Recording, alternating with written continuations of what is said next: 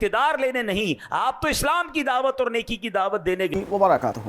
دوستو، آج ہم ایک نہایت ایمان افروز اور درد بھرا بیان سنیں گے جس میں کربلا کے نوجوانوں کی قربانیوں کا ذکر ہے۔ آئیے ادب اور احترام کے ساتھ اس بیان کو سنتے ہیں اور اس سے سبق حاصل کرتے ہیں۔ سنیں پہلے۔ اللہ کریم قرآن مجید میں ارشاد فرماتا ہے، بسم اللہ الرحمن الرحیم، وَمِنَ النَّاسِ مَن يَشْرِي نَفْسَهُ ابْتِغَاءَ مَرْضَاتِ اللَّهِ وَاللَّهُ رَءُوفٌ بِالْعِبَادِ۔ آسان ترجمہ قرآن کنز العرفان۔ اور لوگوں میں سے کوئی وہ ہے جو اللہ کی رضا تلاش کرنے کے لیے اپنی جان بیچ دیتا ہے، اور اللہ بندوں پر بڑا مہربان ہے۔ اس آیت کے بارے میں انشاءاللہ ہم اب سمجھیں گے۔ یاد رکھیں میرے پیارے اسلامی بھائیوں، 10 محرم 61 ہجری کو کربلا کے میدان میں ایک ایسا دردناک انسانی تاریخ کا واقعہ پیش آیا جس کی مثال نہیں ملتی۔ اس روز اہل بیت پاک پر ظلم کے جو پہاڑ توڑے گئے، آج تک اس کی کسک، اس کا درد دل میں موجود ہے۔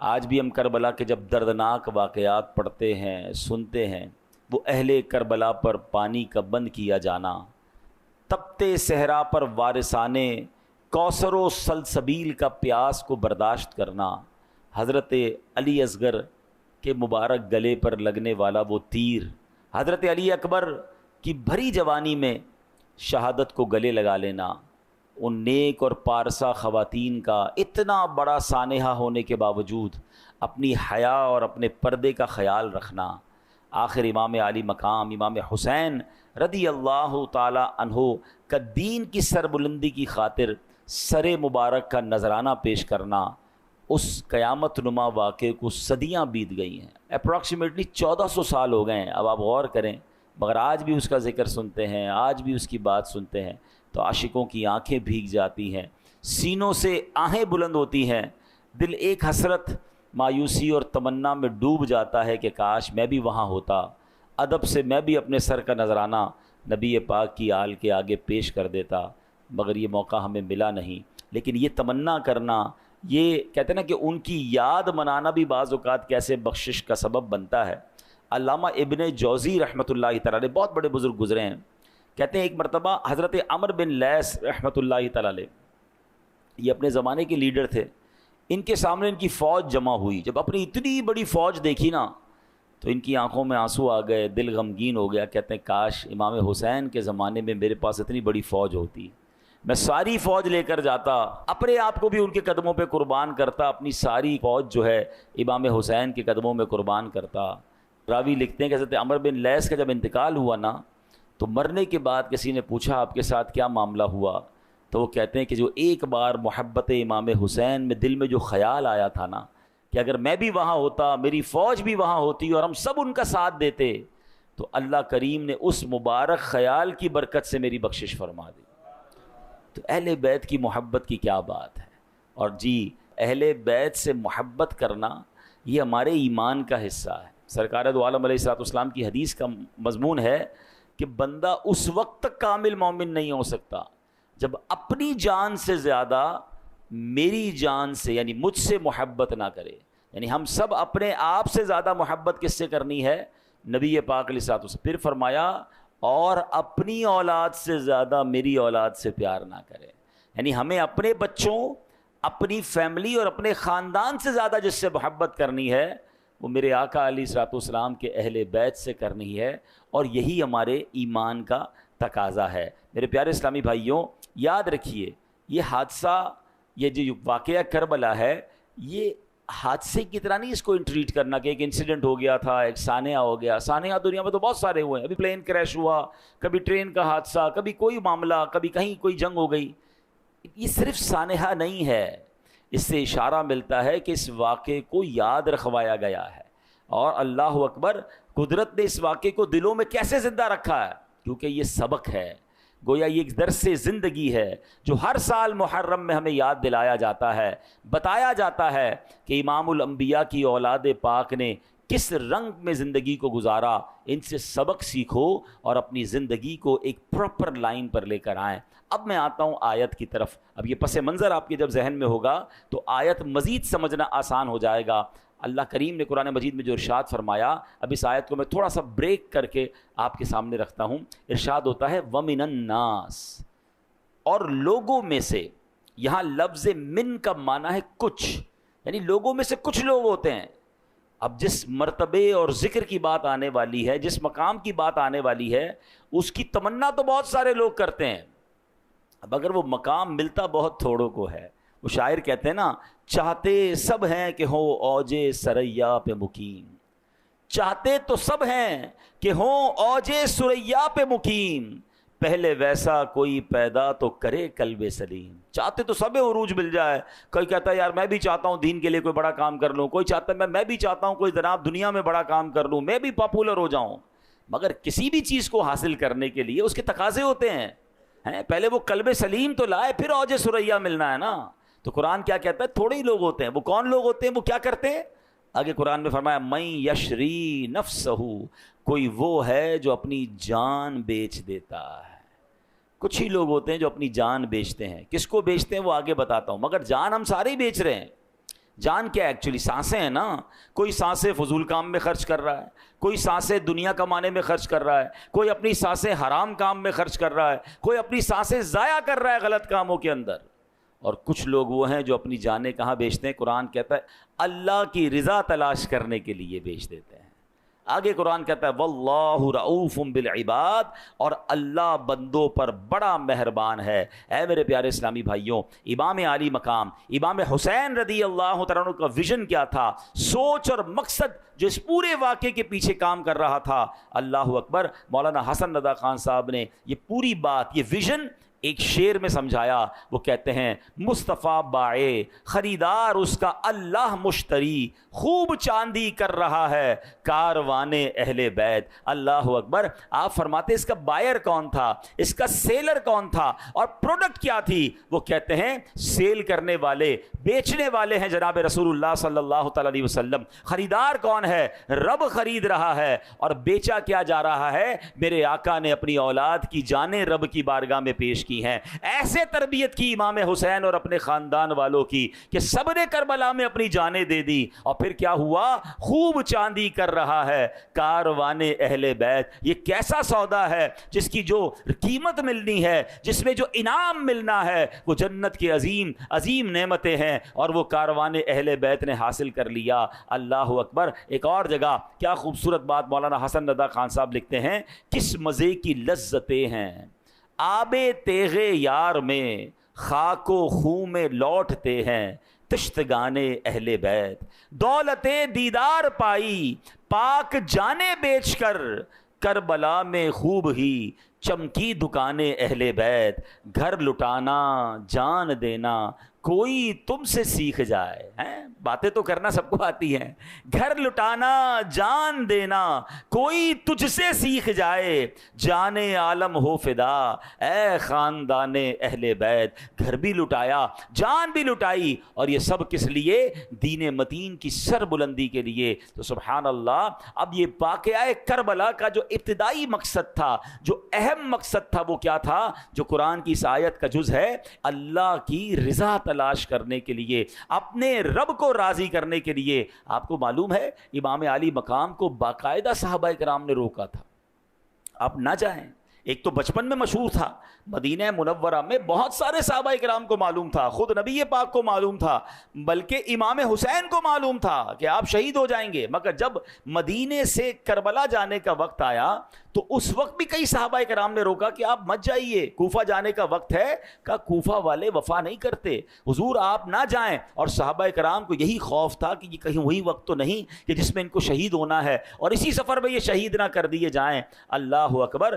امام حسین کے دو جواب ہوا کرتے تھے۔ ایک بات بہت کلیئرلی سن لیجئے، انفارچونیٹلی سوشل میڈیا کی وجہ سے اب ایسے لوگ بھی آ گئے معاذ اللہ جو اس عظیم واقعے کو، اس عظیم قربانی کو دوسرا رنگ دیتے ہیں کہ نہیں جناب یہ تو اقتدار کی جنگ تھی، معاذ اللہ امام حسین کو جناب حکومت چاہیے تھی. استغفر اللہ، یہ بہت بڑا الزام ہے. امام حسین تو پہلے ہی جس کو کہیں بادشاہوں والی لائف تھی ان کی، ہر بندہ آپ سے محبت کرتا تھا، بڑے بڑے حکمران آ کر آپ کو وظائف پیش کرتے تھے اور نبی پاک کے مدینے میں رہ رہے تھے. ان کو کیا ضرورت تھا مدینہ چھوڑ کر کربلا جانے کا یا کوفہ جانے کا؟ جناب امام حسین کہا کرتے کہ مجھے کوفہ والوں نے خط لکھے ہیں، وہ مجھے بار بار یہ خط لکھ کر بلا رہے ہیں کہ یا امام آپ تشریف لائیے، ہم یزید کی بیعت نہیں کرنا چاہتے، آپ آ جائیں، ہم آپ کی بیعت کرنا چاہتے ہیں. امام حسین فرمایا کرتے اگر آج میں کوفہ نہ گیا تو یہ کوفہ والے قیامت کے دن اللہ کی بارگاہ میں عرض کریں گے مولا ہم تو یزید کی بیعت نہیں کرنا چاہتے تھے،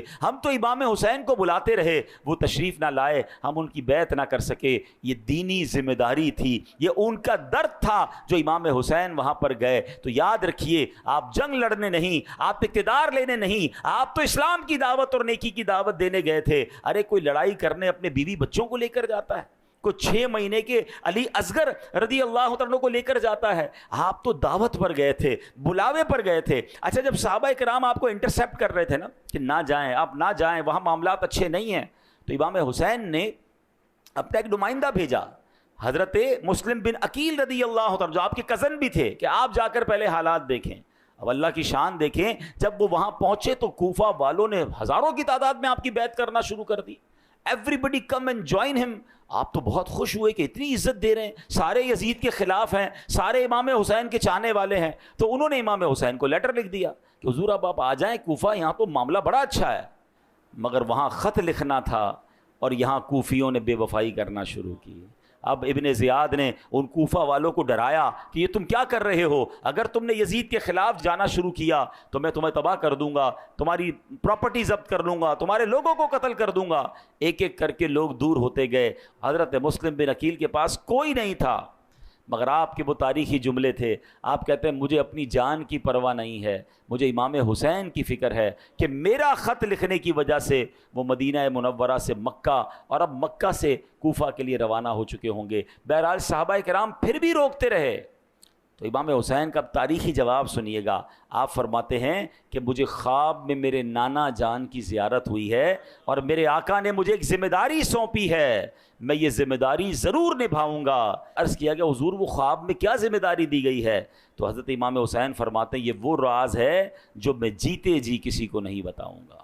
اللہ کی رضا تھی، اسلام کی ایک عظیم ذمہ داری تھی. دے نو ویری ویل، ان سب کو پتا تھا کہ ہم نے اس سفر میں شہید ہونا ہے، مگر یہ شہادت کا سفر تھا، یہ قربانی کا سفر تھا، یہ نبی پاک کے گویا حکم کو نبھانے کا اور فریضے کو ادا کرنے کا یہ سفر تھا. جبھی تو ہم جھوم جھوم کر یہ شعر پڑھتے ہیں نا، جس نے حق کربلا میں ادا کر دیا، اپنے نانا کا وعدہ وفا کر دیا. جس نے حق کربلا میں ادا کر دیا، اپنے نانا کا وعدہ وفا کر دیا. جس نے امت کی خاطر فدا کر دیا، گھر کا گھر سب سپرد خدا کر دیا. اس حسین ابن حیدر پہ لاکھوں سلام، اس حسین ابن حیدر. تو اتنی عظیم قربانی ہے یہ، اور یہ ہمیں ریئلائز بھی کرنی ہے.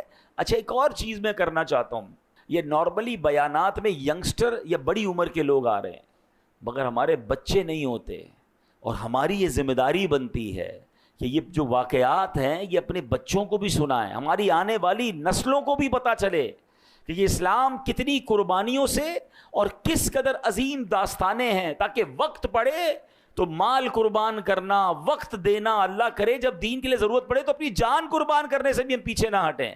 لیکن اگر پتہ ہی نہیں ہوگا، اس کی کوئی خبر ہی نہیں ہوگی، تو یہ تربیت کیسے ہوگی؟ تو یہ بار بار جو بیانات ہوتے ہیں، بار بار جو ان موضوعات کو ڈسکس کیا جاتا ہے، اس کی وجہ یہ ہے کہ ہماری آنے والی نسلوں کو بھی پتہ چلے. اب آپ دیکھیں نا، ہمارا تو یہ پورا کیلنڈر اگر غور کریں تو آخری مہینہ ذوالحجہ کا مہینہ تھا سال کا، اور پہلا مہینہ محرم کا مہینہ، یہ دونوں مہینے کیا درس دے رہے ہیں؟ وہ حضرت ابراہیم اور حضرت اسماعیل کی قربانی ہے، اور یہ امام حسین کی قربانی ہے۔ اسلام پھیلا ہی قربانی سے ہے۔ بلکہ میں آپ کو ایک اور عظیم بات بتاؤں کہ ان دونوں واقعات میں ایک بڑی کمال کی مناسبت بھی ہے۔ ہوا یہ کہ امام عالی مقام جب کربلا کی طرف تشریف لے جا رہے تھے تو راستے میں جب آپ گھوڑے پر بیٹھے تھے نا تو آپ کو ذرا تھوڑی دیر بعد اونگ آتی تھی۔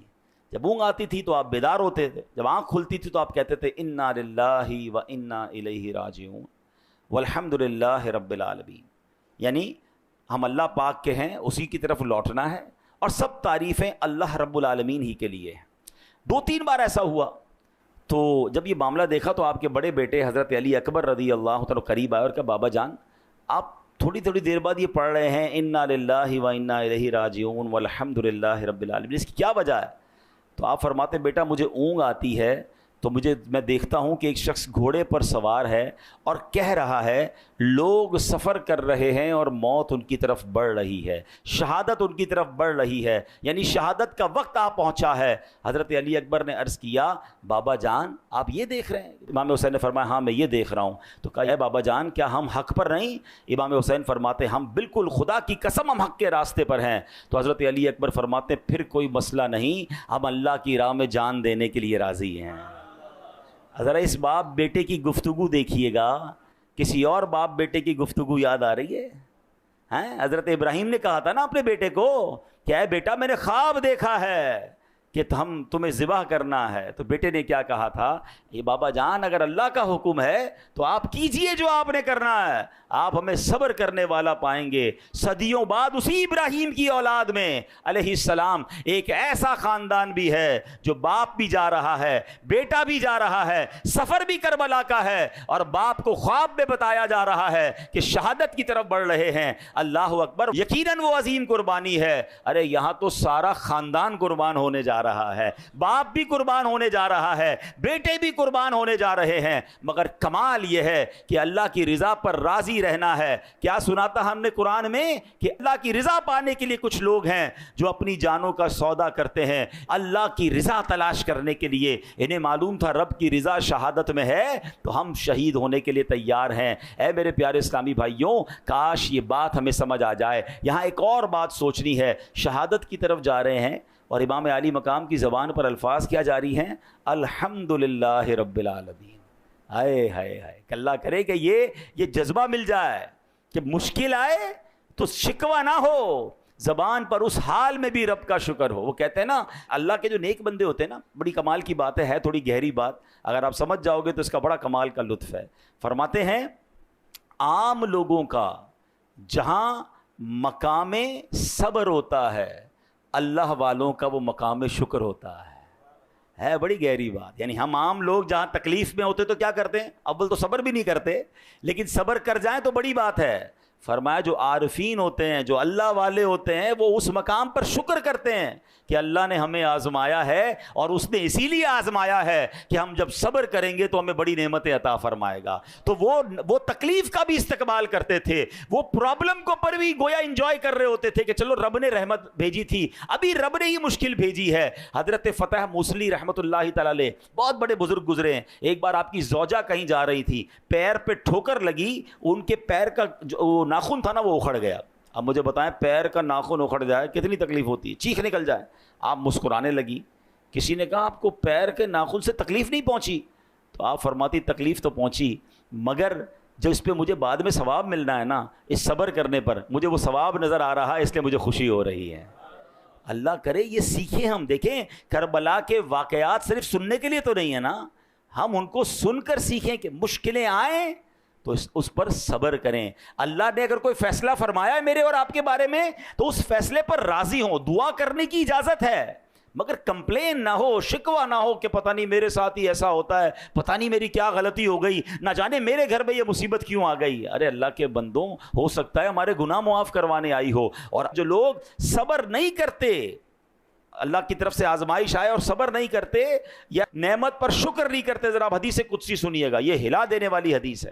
حدیث قدسی سنیں، اللہ پاک فرماتا ہے میں ہی اللہ ہوں، میرے سوا کوئی عبادت کے لائق نہیں، پس جو میری دی ہوئی مصیبت پر صبر نہ کرے، میری نعمتوں کا شکر ادا نہ کرے، میری تقدیر پر راضی نہ ہو، اسے چاہیے کہ میرے سوا کوئی اور رب تلاش کر لے۔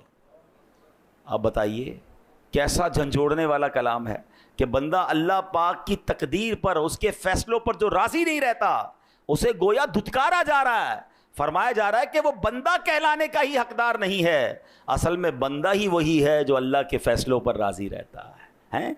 آپ سنیے، نبی پاک علیہ الصلوۃ والسلام نے فرمایا ذاق طعم الایمان من رضی باللہ ربا وبالاسلام دینا وبمحمد نبیا۔ آقا فرماتے ہیں جو اللہ پاک کے رب ہونے، اسلام کے دین ہونے اور محمد صلی اللہ تعالی علیہ وسلم کے نبی ہونے پر راضی ہو گیا، اس نے ایمان کی حلاوت کو پا لیا۔ اب اللہ کے رب ہونے پر راضی ہونے کا مطلب کیا ہے؟ ہم کہتے تو ہیں اللہ رب ہے، بھائی جب رب مانا ہے، مالک مانا ہے، تو مالک کے فیصلے بھی تو مانو نا، ہے اللہ کو مالک بھی ماننا ہے اور اس کے فیصلے بھی نہیں ماننے ہیں۔ اس نے اگر ہمارے لیے کوئی ڈیسیشن لیا ہے تو اس ڈیسیشن پر اعتراض ہے کیا؟ دیکھیں، مجھے اور آپ کو یہ ماننا ہوگا کہ میرا رب ہم پر سب سے زیادہ مہربان ہے۔ کائنات میں اگر سب سے زیادہ مجھ پر اور آپ پر کوئی مہربان ذات ہے تو وہ میرے رب کی ذات ہے، کیونکہ اگر ہم دیکھیں تو دنیا میں ماں ہے، سب سے زیادہ پیار کون کرتی ہے؟ ماں۔ اس ماں کے دل میں ممتا ڈالنے والا کون ہے؟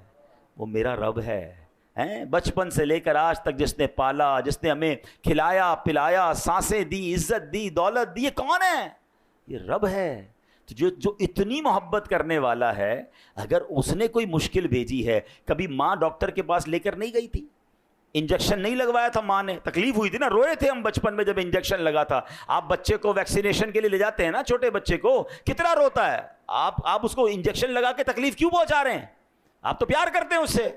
تو آپ کیا کہتے ہیں؟ جناب پیار ہی یہی ہے، اگر اس کو انجیکشن نہیں لگائیں گے تو اس بچے پہ کوئی بیماری آ جائے گی، اس کو کوئی چوٹ لگ جائے تو ٹانکے لگواتے تھے نہیں لگواتے تھے؟ ہماری ماں والد سب لے جاتے تھے، حالانکہ دل میں وہ بھی رو رہے ہوتے تھے، مگر ہمیں وہ ٹانکے لگوائے انہوں نے۔ وائے کہ وہ ٹانکے لگوانا، وہ کٹ لگوانا، وہ انجیکشن لگانا، وہ دوائی پلانا، وہ کڑوی دوائی جو ہم نہیں پینا چاہتے تھے، زبردستی پلائی ہماری امی نے، ہمارے ابو نے۔ کیوں؟ کہ کڑوی دوائی ہے مگر اس کا رزلٹ اچھا ہے، اس میں صحت چھپی ہوئی ہے، اس میں راحت چھپی ہوئی ہے۔ اللہ اکبر! ارے ماں باپ کا انجیکشن لگوانا، ماں باپ کا ٹانکے لگوانا، ماں باپ کا جناب کڑوی دوائی پلانا سمجھ آتا ہے، تو اگر رب کی طرف سے تھوڑی آزمائش آئی ہے تو سمجھ جاؤ نا آگے اس کے پیچھے راحت چھپی ہے، اس کے پیچھے کامیابی چھپی ہے۔ آج اللہ نے بیماری بھیجی ہے، پیچھے گناہوں کا کفارہ چھپا ہے۔ آج کاروبار میں کوئی کمی بھیجی ہے، میں صبر کر جاؤں، کیا معلوم رب نے کیا عروج میرے لیے لکھا ہے۔ ارے رب بھی مانا اور اس کے فیصلے بھی نہ مانے تو پھر کیسا رب مانا؟ تو آج یہ حدیث یاد رکھیے جو اللہ نے فرمایا، دوبارہ سنیے کہ میں ہی اللہ ہوں، میرے سوا کوئی عبادت کے لائق نہیں، پس جو میری دی ہوئی مصیبت پر صبر نہ کرے، میری نعمتوں کا شکر ادا نہ کرے، میری تقدیر پر راضی نہ ہو، اسے چاہیے کہ میرے سوا کوئی اور رب تلاش کر لے۔ کس کے در پر میں جاؤں گا مولا؟ کس کے در پر میں جاؤں گا مولا؟ گر تو ناراض ہو گیا یا رب۔ کاش یہ بات سمجھ آ جائے۔ تو بہرحال یہ کربلا کا بھی میسج ہے کہ زباں پر شکوے رنج و علم لایا نہیں کرتے، زباں پر شکوے رنج و علم لایا نہیں کرتے، نبی کے نام لیوا غم سے گھبرایا نہیں کرتے۔ قرآن پاک کی اس آیت کا جز آج سن بھی لیں اور یاد بھی کر لیں۔ اللہ قرآن میں فرماتا رضوان من اللہ اکبر، اور اللہ کی رضا سب سے بڑی چیز ہے۔ زندگی کا ٹارگٹ ایک ہونا چاہیے، اللہ راضی ہو جائے، میں زندگی ایسی گزاروں کہ میرا رب مجھ سے راضی ہو جائے، ساری دنیا راضی ہو جائے، اس کے چکر میں رہتے ہیں اور اسی چکر میں اپنے رب کو ہی ناراض کر دیتے ہیں۔ حالانکہ قرآن کیا کہتا ہے؟ اللہ کی رضا سب سے بڑی چیز ہے۔ تو زندگی میں اگر یہ آپ نے فوکس کر لیا، دنیا میں بھی خیر رہے گی اور آخرت میں بھی خیر رہے گی۔ بہرحال یہ دن ان بزرگوں کی باتیں سننے کے ہیں، اللہ والوں کا ذکر کرنے کے ہیں۔ عاشورے کے دن روزہ رکھیں۔ عاشورے کا دن وہ ہے کہ جس میں نبی پاک نے خود بھی روزہ رکھا، روزہ رکھنے کی ترغیب بھی ارشاد فرمائی، اور اس میں یہ بھی فرمایا کہ یا تو 9 اور 10 محرم کا روزہ رکھ لیں یا 10 محرم کے ساتھ 11 محرم کا روزہ رکھ لیں. عاشورہ کے دن ہو سکے تو مریضوں کی عیادت کریں, اس دن جناب خوب عبادت کریں, نوافل پڑھیں. اللہ کریم ہم سب کو یہ دن یہ راتیں خوب عبادتیں کرنے کی توفیق عطا فرمائے اور کربلا والوں کا فیضان ہم سب کو نصیب فرمائے. دوستو آپ نے بیان کو سنا.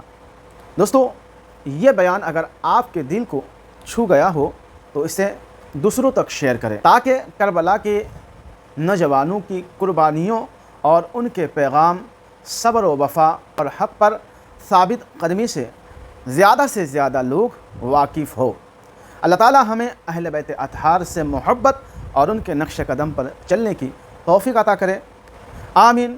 قتل حسین اصل میں مرگ یزید ہے, اسلام زندہ ہوتا ہے ہر کربلا کے بعد. دوستو اسے لائک کریں اور مزید اس طرح کے درد بھرا بیانات, خوبصورت ویڈیو دیکھنے اور پانے کے لیے چینل کو سبسکرائب کر کے ہمارے ساتھ جڑے رہیں. ملتے ہیں کسی اور ویڈیو میں, تب تک اپنا خیال رکھیں. خدا حافظ. السلام علیکم ورحمۃ اللہ.